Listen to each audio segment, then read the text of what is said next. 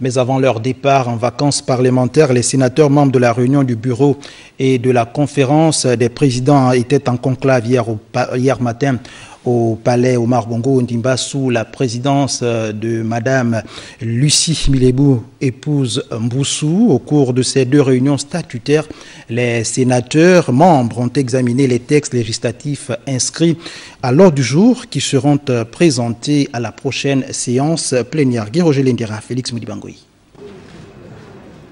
Les travaux de ces deux réunions ont donné l'occasion aux vénérables sénateurs d'être édifiés par le premier secrétaire du bureau sur les textes législatifs inscrits à l'ordre du jour, des dossiers qui seront présentés lors de la séance plénière du jeudi 29 juin 2017. Il s'est agi de 4 projets de loi portant ratification des ordonnances autorisant l'État gabonais à contracter des emprunts auprès des banques et institutions financières internationales de l'ordre de 250 millions d'euros et un projet de loi modifiant certaines dispositions de la loi 26/2017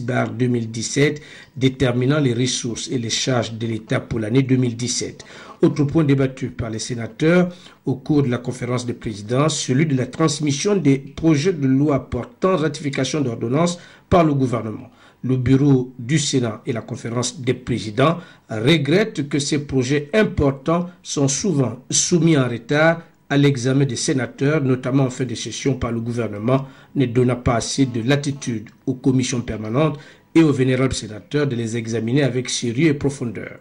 Les sénateurs de ces deux réunions ont été aussi informés par le premier vice-président du Sénat, président de la commission ad hoc chargée de la réhabilitation du palais Omar Bongo Ondimba, dont l'hémicycle est en dégradation avancée, des démarches entreprises pour des travaux d'entretien nécessaires à entamer afin de rendre le palais Omar Bongo Ondimba plus fonctionnel. L'état de dégradation de l'hémicycle Georges Rawiri préoccupe amplement le président du Sénat et le bureau qui apprécierait fortement les efforts du gouvernement quant aux travaux effectués afin que les sénateurs puissent revenir au sein de l'hémicycle à l'ouverture des travaux de la deuxième session ordinaire en septembre prochain. Lors du jour épuisé, la séance a été levée par le président du Sénat.